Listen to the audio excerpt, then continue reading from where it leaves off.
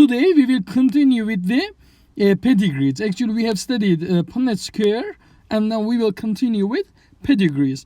Okay, what are the lesson objectives? What you will learn in this video? Pedigrees, sex-linked actually disorders, sex chromosomes, and what is carrier. You will. Let's get started. How can a pedigree trace a trait through generations? A pedigree is another tool used to study pattern of inheritance. Okay, actually we studied, the Punnett square, and now we will continue with the pedigree. This is actually one pedigree.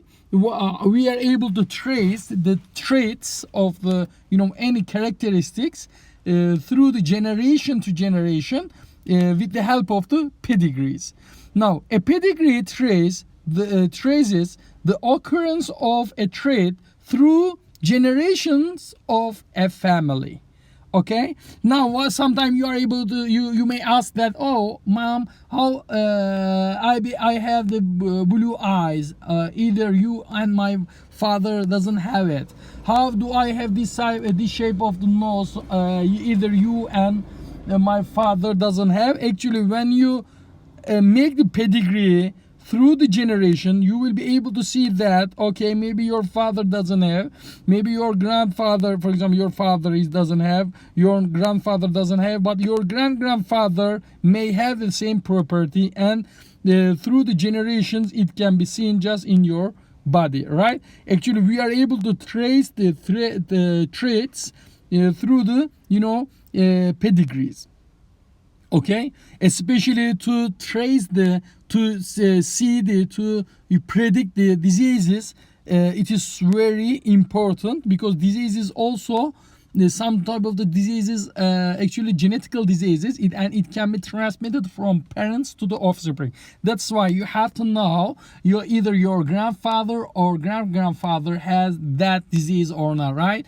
That's why you should be careful when you get married, actually, right? Because you have some diseases, you are carrier of the one disease, and your wife is carrier of the same disease, and most probably your child will have that disease. Okay, you are carrier, you don't have that disease. What is carrier, I will explain, but your child may have it. That's why the pedigree is so important. Now, pedigrees can be useful in tracing sex-linked disorders or disorders associated with an allele on a sex chromosomes. Okay, what is the sex chromosomes? We have 46 chromosomes, right? 46 chromosomes. 23 comes from father, 23 comes from mother. They actually sex chromosomes, which is responsible to determine your sex, determine your gender. Either you will be boy or girl, as I explained before, X or Y chromosomes, right? Actually, some of the diseases actually are sex-linked disorders. It means the gender-linked disorders. Understand? Some of them are, carried just on Y chromosomes. Okay, some of the disorders, some of the diseases. That's why they cannot be seen on the, girls. Those diseases cannot be seen on the girls. But why? Because girls don't have any Y chromosome. That's why they cannot have that, Y chromosome linked disorders like that. Okay. Pedigrees can be useful to tracing sex-linked disorders or disorders associated with an allele on a sex chromosome. Okay, we are able to see over here some of the properties. It is not sex-linked. Why? Because it can be seen both. Maybe it is carried on the X chromosome. Okay, this trait we don't know. Okay, we are able to understand on the pedigrees how the trait is carried or transmitted from parents to the offspring in the one generation. A woman who is heterozygous for a trait is called a carrier. Okay, I told you that the alleles can be heterozygous or homozygous. Okay, if one woman, for example here, this is the woman, why females are actually illustrated as a circle in the pedigrees, males are illustrated as a square, right? Now, for example, this female is carrier. Why? Because it's heterozygous trait in its gene, capital R and lowercase letter r, for example. Okay, now she is carrier. Actually, why it is shown in different colors? Because she is carrier, but she has that trait in her genotype, but in phenotype we are not able to see it. Okay, on her body it's not seen. Yeah, she's not sick, for example, but she is carrier of that disease. She is called a carrier because she can carry or pass on the trait to her offspring. Okay, yani this trait can be transmitted to their children. As you are able to see here, which one is carrier? Both of them are carrier. How about this one? Is he carrier? No. Why? Because it is not stripped, right? Over here we are not able to see different colors. It means that he is totally healthy. Now, pedigrees can be useful in tracing inherited disorders such as cystic fibrosis. Cystic fibrosis is actually one of the diseases, genetical diseases It is transmitted with the chromosome number 7. According to theory, actually it is caused because of the one error in the chromosome. We called it mutation, and because of that mutation they have the disease. Our DNA is actually like thousands of the book, and in these thousands of the book, if just the 3 letters inside of that book is changed, it can cause a disease. Like I have mentioned sickle cell anemia. Red blood cells can be sickle-like. Okay, the round shape of the red blood cells can be changed. It is actually caused by the replacement of the just 3 nucleotides, 3 letters we can say in the book.